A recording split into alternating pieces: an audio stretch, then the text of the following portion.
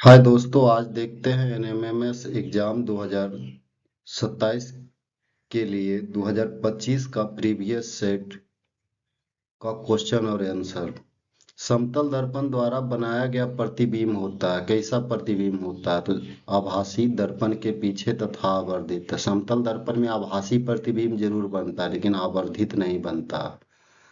आभासी दर्पण के पीछे तथा बीम का मतलब वस्तु के साइज के बराबर, तो ये सही है। वास्तविक तो बनता नहीं है, तो ये भी गलत है, ये भी गलत है, ये भी गलत है। सही जो आपका है ये है बी नंबर। सूर्य से पृथ्वी की दूरी लगभग कितनी है? 8.3 प्रकाश वर्ष। सूर्य से पृथ्वी की दूरी ये भी नहीं है। एक साल में जितना प्रकाश दूरी तय करता है वो प्रकाश वर्ष कहलाता है, ये भी नहीं। एक दिन भी नहीं लगता है प्रकाश को आने में, 1 घंटा भी नहीं लगता। तो 8.3 प्रकाश मिनट सही इसका होगा। निम्नलिखित में से कौन सा बल सौर परिवार के सदस्यों को बांध करके रखता है? सौर परिवार का सौर मंडल है, जिसमें कौन सा बल जो है सभी ग्रहों और सूर्य को बांध करके रखता है? तो वहां पर जो बल है वो गुरुत्वाकर्षण बल है। टोस्टर नामक युक्ति आधारित हो सकती है विद्युत धारा के कौन सा प्रभाव? टोस्टर आप देखे होंगे होटल वगैरह में, खास करके वो क्या करता है, टोस्ट करता है, कोई भी चीज को गर्म करता है। तो उसमें जो होता है, पहला तो गर्म करता है तो चुंबकीय प्रभाव, दूसरी बात एक टाइमर लगा होता है कि कुछ समय के बाद वो बाहर फेंक दे, तो इसमें ऊष्मीय एवं चुंबकीय प्रभाव दोनों हो जाएगा।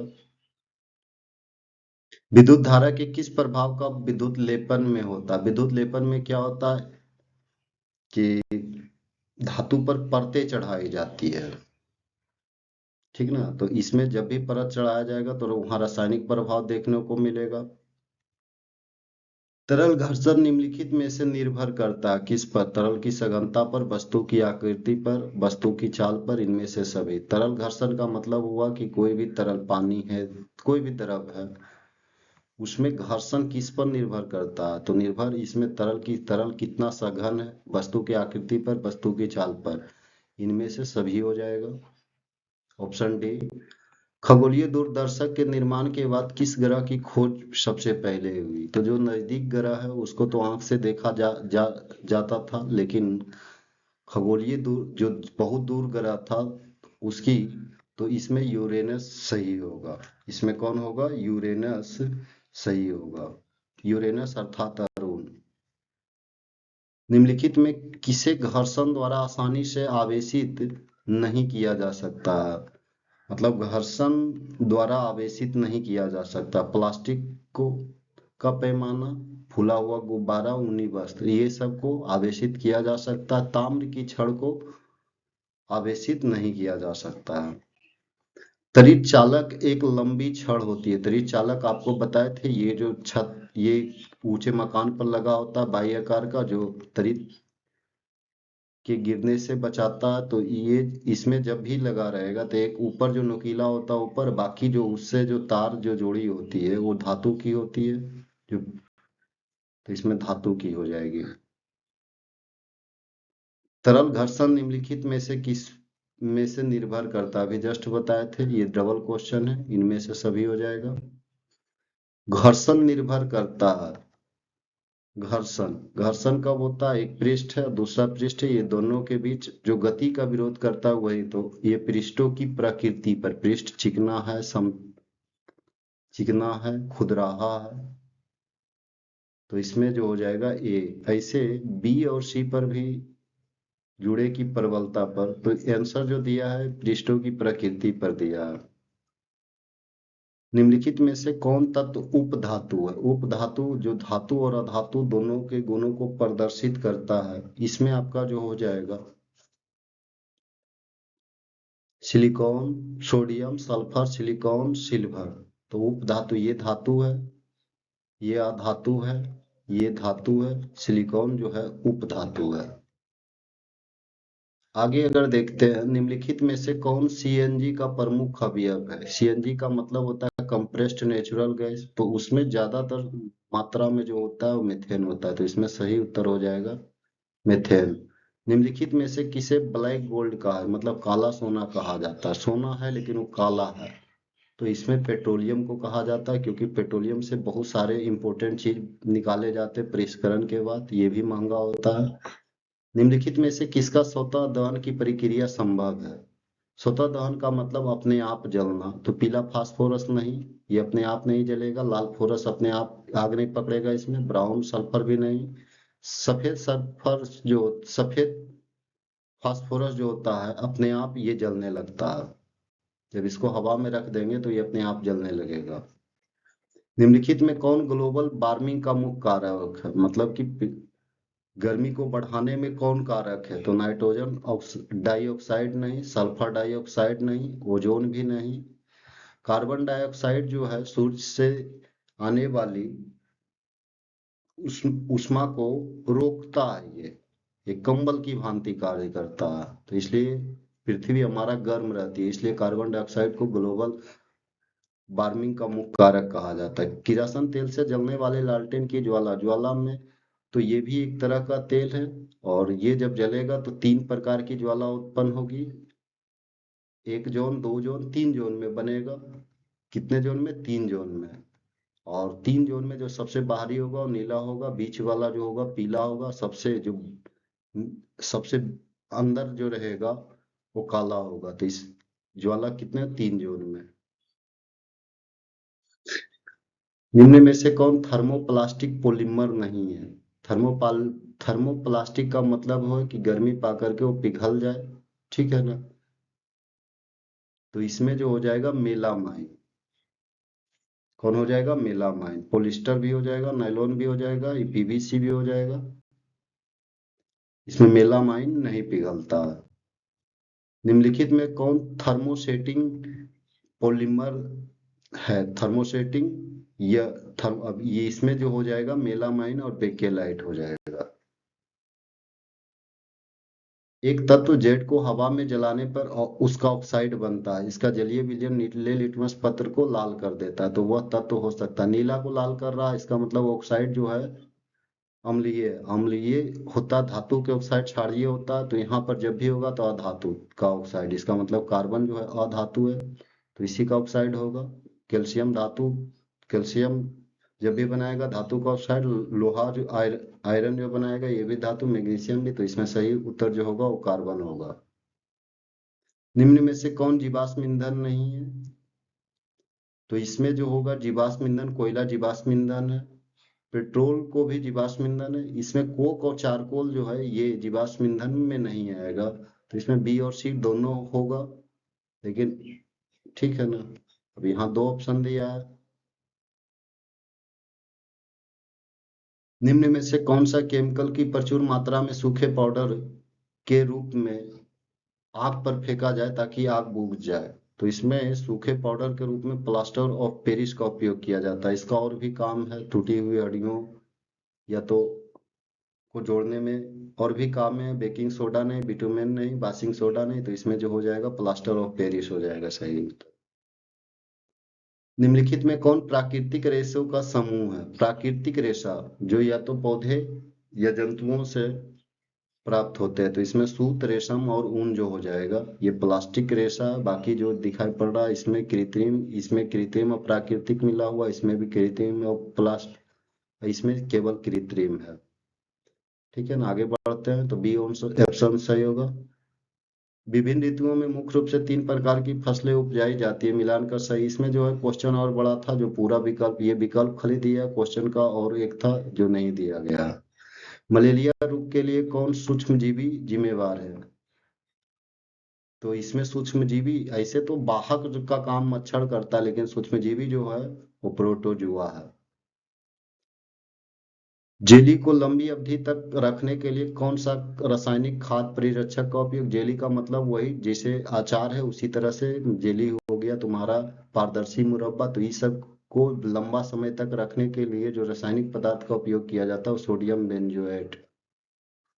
हाइड्रा में अलैंगिक प्रजनन होता है। तो हाइड्रा में जो अलैंगिक प्रजनन द्विखंडन, बहुखंडन, पुरुद्वन द्वारा नहीं, मुकुलन द्वारा होता है। किसमें द्वारा होता है? ये अलैंगिक प्रजनन का एक विधि है। शिशु के विकास की वो अवस्था जिसमें शरीर के सभी अंग दिखाई देने लगता है। तो शिशु जब भ्रूण तैयार हो जाता है तब जाकर के वो सभी दिखाई पड़ने लगता, हाथ पैर पता चलने लगता है भ्रूण की अवस्था में।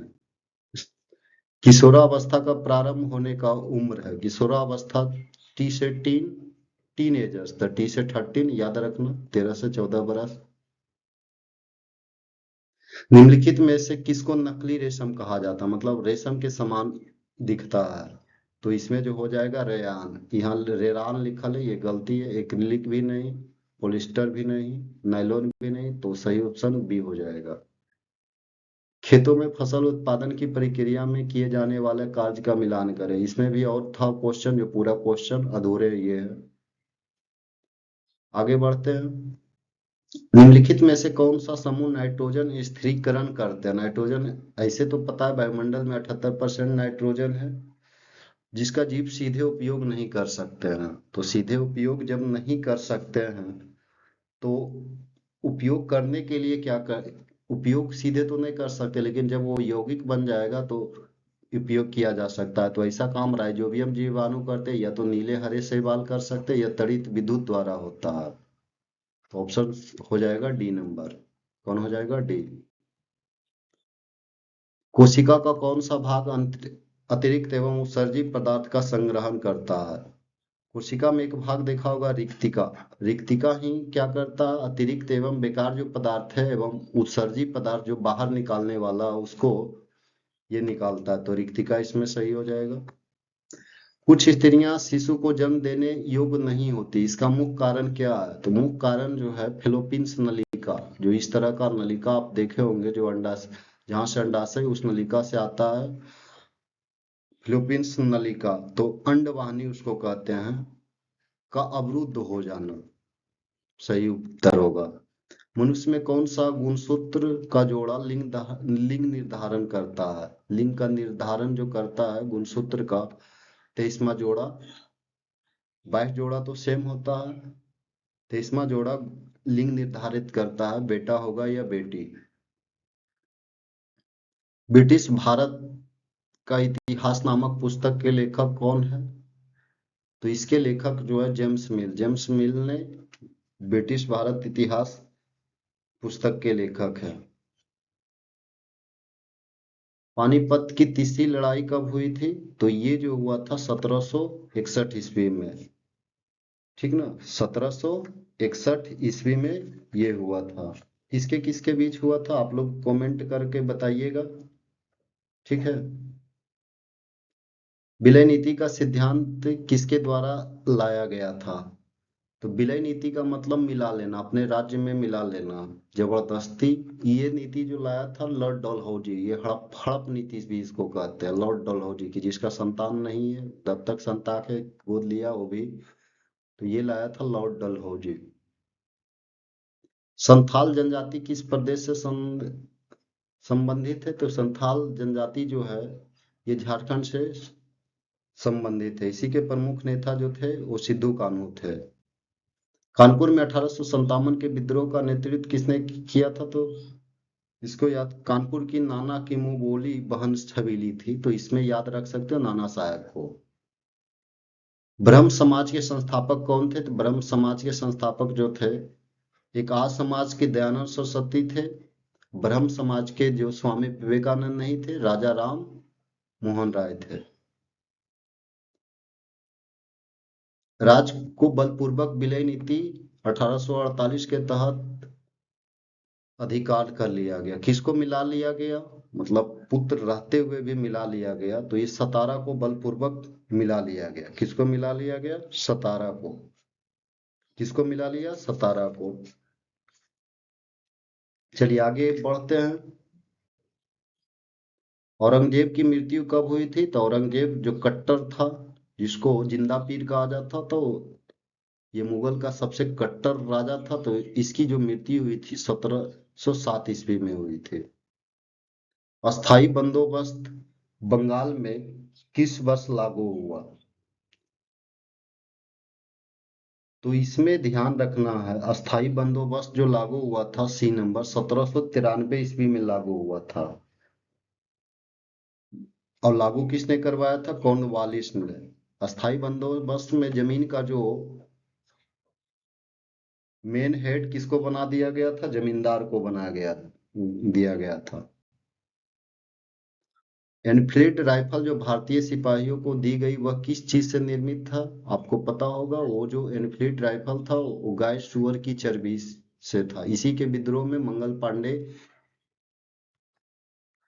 को फांसी की सजा दी गई थी, ठीक ना, जो अंग्रेज सैनिक को मारे थे। शिक्षा से मेरा मतलब है कि बालक और मनुष्य की श्रेष्ठता सामने लाया जाए। यह कथन किसका है? तो शिक्षा का ये जो है संबंध महात्मा गांधी ने बताए थे कि शिक्षा से क्या संबंध है, ठीक है ना। आगे, वर्नाक्यूलर प्रेस एक्ट जो है कब बनाया गया था? तो 1878 ईस्वी में बनाया गया था। ये एक्ट इसलिए लाया गया था कि जो वर्नाकुलर प्रेस एक्ट का मतलब वही समाचार पत्र पर लगने वाला प्रतिबंध, ठीक है ना। ये लाया गया था 1878 ईस्वी में। खनिज संसाधन के अंतर्गत निम्नलिखित में आते हैं, कौन आते हैं? खनिज संसाधन, खनिज की नाम है। तो खनिज में जब भी आएगा प्राकृतिक गैस, मैग्नीज, अभ्रक, तांबा, ये सब खनिज है। ये सब खनिज तो है भी नहीं, तो ये सब तो होगा नहीं, ठीक ना। खनिज संसाधन के अंतर्गत ये सब आते हैं। संभाव्य संसाधन है तो वैसी संसाधन जिसकी पूरी मात्रा अभी ज्ञात नहीं है कि कितना है, भविष्य में उसका उपयोग किया जाएगा, तो ऐसे संसाधन में थोरियम है। थोरियम से ही परमाणु विद्युत ऊर्जा की तैयारी की जा सकती है। थोरियम हो गया, और एक और क्या है बुला रहे हैं। चलिए नेक्स्ट आप जवाब दीजिएगा। इनमें से कौन भूमि के उपयोग में परिवर्तन नहीं लाते? अब बताओ, भूमि बढ़ेगा घटेगा, चारागाह से क्या दिक्कत है? चारागाह थोड़ो बढ़ा या घटा देगा, है? तो इसमें कौन परिवर्तन? तो भूमि के उपयोग में ये परिवर्तन नहीं लाएगा। उद्योग लाएगा तो जमीन घटेगा, जनसंख्या वृद्धि होगा तो भी जमीन घटेगा, तकनीकी ज्ञान। इसमें 50 का डी होना चाहिए। 50 का कौन होना चाहिए? डी। डी नहीं होगा। तकनीकी ज्ञान से भी भूमि के उपयोग में परिवर्तन हो सकता है, लेकिन चारागाह गाह से नहीं होगा, तो डी गलत है। सही जो होगा चारागाह ही होगा। चारागाह से भूमि बढ़ेगा घटेगा नहीं। तकनीकी ज्ञान जब हो जाएगा तो आप कुछ लगाइएगा, टेक्निकल चीज लगाइएगा, तो इससे भी परिवर्तन होगा। भारत में पाए जाने वाले सदाबहार वन, सदाबहार का मतलब जो सदा हरा भरा वन किस समूह में आता है? तो जहां जंगल रहेगा जिस क्षेत्र में, तो ये खास करके जंगल जो है उत्तरी पूर्वी राज्य और अंडमान निकोबार में है ज्यादातर, तो सदाबहार वन उधरे मिलेगा। झूम कृषि किसे कहा जाता है? झूम झूम झूम का मतलब झूम नाचो गाओ, झूमो, मतलब एक जगह नहीं। झूमने का मतलब ही एक जगह नहीं, तो झूम कृषि जिधर ज्यादा जंगल रहेगा उधरे झूम कृषि की जाए। बिहार के मैदान, बिहार में कहाँ जंगल जाता है? कोको रोको क्षेत्र में भी नहीं, न्यूयॉर्क और ओहियो में नहीं, यहाँ असम और अरुणाचल प्रदेश। 52 का जो सही उत्तर हो जाएगा 3 हो जाएगा, मतलब सी हो जाएगा। भारत की जन्म दर लगभग कितनी है? तो जन्म दर जो है 20.97% है। इनमें से कौन मानवीय श्रम है? तो मानवीय श्रम जो है यहाँ मजदूर सही है ऑप्शन में। चलिए, भूमि के निम्नीकरण का कारण क्या? निम्नीकरण का मतलब है कि भूमि की क्वालिटी में कमी आना। तो ये जब भी मिट्टी वन विस्तार, क्षेत्र का विस्तार, इससे मिट्टी की और नियोजित भूमि का उपयोग, जैविक कृषि, ये सबसे भूमि की गुणवत्ता में कोई कमी नहीं आएगा। मिट्टी में लवणता ज्यादा, रासायनिक खाद के प्रयोग से मिट्टी में लवणता की मात्रा बढ़ जाती है, जो भूमि के निम्नीकरण का मुख्य कारक है। निम्न में से कौन महासागर नहीं है? प्रशांत, आर्कटिक, अटलांटिक, ये सब महासागर है। यूरोप जो है महासागर नहीं है। यूरोप जो है महादेश है। भारत में भूतापीय ऊर्जा कहाँ पाई जाती है? भूतापीय मतलब भूमि से गर्मी को प्राप्त करना। भूतापीय ऊर्जा जो होगा वो पूगा, कहाँ होगा? पूगा। इनमें से कौन रबी फसल से संबंधित है? रबी फसल, रबी फसल कब लगाया जाता है आप लोगों को पता है? जाड़ा ऋतु में। तो जाड़ा ऋतु में गेहूं और चावल, इन्हें दो मिक्स करके दे दिया, तो गेहूं और मटर सही इसका उत्तर होगा। भारतीय संविधान को बनाने में कितना समय लगा था? आप लोग बताइए जल्दी से। 2 साल 11 महीने 18 दिन, 1 साल 10 महीने 12 दिन, 2 साल 10 महीने और 5 दिन। तो इसको बनाने में 2 साल 11 महीने और 18 दिन लगे थे। भारतीय राजनीतिक व्यवस्था में कौन सर्वोच्च है, सबसे उच्च कौन है, सर्वोच्च? तो इसमें जो होगा राष्ट्रपति, प्रधानमंत्री, संविधान, मुख्य न्यायाधीश। कौन होगा आप लोग बताइए। तो सबसे उच्च जो होगा संविधान, ये काम, ठीक है ना। अलोकप्रिय कानून के विरुद्ध हम कौन सा कदम उठा सकते हैं? अलोकप्रिय, अगर कोई कानून पारित हुआ और लोकप्रिय, तो हम जनसभाएं कर सकते हैं, अखबारों में लिख सकते हैं, कि टीवी चैनलों में रिपोर्ट कर सकते हैं। उपयुक्त जो हो जाएगा सभी हो जाएगा। उपयुक्त क्या हो जाएगा? सभी हो जाएगा। चलिए आगे की बात करते हैं। राज्यसभा को भंग करने का अधिकार किसके पास है? राष्ट्रपति के पास, प्रधानमंत्री के पास, मुख्य न्यायाधीश के पास, या किसी को नहीं। राज्यसभा भंग नहीं होता है, ठीक है ना। तो इसमें किसी को नहीं कर। ग्रामीण क्षेत्रों में खाद्य असुरक्षा से प्रभावित समूह कौन सा है? भूमिहीन लोग, पारंपरिक कारीगर, भिखारी। खाद्य असुरक्षा से प्रभावित कौन हुआ है? तो खाद्य असुरक्षा से भूमिहीन लोग भी है, भिखारी भी है, और पारंपरिक कारीगर भी। उपयुक्त जो हो जाएगा वो सभी हो जाएगा। कौन सा अधिकार मौलिक अधिकारों का संरक्षण है? तो इसमें ये ध्यान रखना, संवैधानिक उपचारों का अधिकार। किसी भी धर्म को राजकीय धर्म के रूप में बढ़ावा नहीं देना क्या कहलाता? कोई धर्म की महत्व ज्यादा नहीं है तो इस राज्य में, तो इसका मतलब है कि वो राज्य धर्मनिरपेक्ष है, धर्मनिरपेक्षता। चलिए आगे बढ़ते हैं। हमारा कानून किस आधार पर लोगों के बीच भेदभाव करता है? कानून की नजर में तो सब सेम है, तो भेदभाव क्या करेगा? धर्म और जाति के आधार पर कोई भेदभाव नहीं, लिंग और रंग, आर्थिक, इनमें से कोई नहीं, कानून की नजर में सब सेम है। राज्यसभा कितने वर्षों के बाद भंग होती है? राज्यसभा भंग नहीं होती है, ठीक है ना। भले उसके जो 1/3 सदस्य प्रति 2 वर्षों के बाद रिटायर्ड हो जाते हैं, हट जाते हैं, चुनाव फिर से, ठीक है ना। तो ये कभी भंग नहीं, इसमें कभी नहीं हो जाएगा। डी नंबर सही उत्तर है। एफआईआर का पूरा नाम, पूरा फुल फॉर्म क्या है? First information report. फर्स्ट का मतलब प्रथम, इंफॉर्मेशन का मतलब सूचना, रिपोर्ट प्रथम सूचना रिपोर्ट, ठीक है ना। संसद द्वारा बनाए गए असंवैधानिक कानून को निरस्त कौन कर सकता? सर्वोच्च न्यायालय, उच्च न्यायालय, मुख्यमंत्री, लोक अदालत। इसमें सर्वोच्च न्यायालय सही होगा, ठीक है। आगे बढ़ते हैं। अनुसूचित जाति और जनजाति के लिए बिहार में विशेष थाना कहाँ है? तो विशेष थाना सब गांव में नहीं बनाया गया है। जो SC ST थाना बनाया गया है वो सभी जिलों में बनाया गया है। कहाँ बनाया गया? सभी जिलों में। तो 70 का जो होगा एक सही है। इस तरह से आज का जो है 2025 का जो सेट है वो खत्म हुआ। अब 2024 लाएंगे, तो कृपया करके हम सभी दोस्तों को हमसे जुड़ने के लिए कहते हैं, मेरे चैनल को सब्सक्राइब करें। इस तरह हम आपको फ्री में पूरे तैयारी कराएंगे, कहीं कोर्स लेने का जरूरत नहीं है। धीरे धीरे करके अभी तो लाए, धीरे मैथ्स, रीजनिंग सब चीज लाएंगे। धन्यवाद।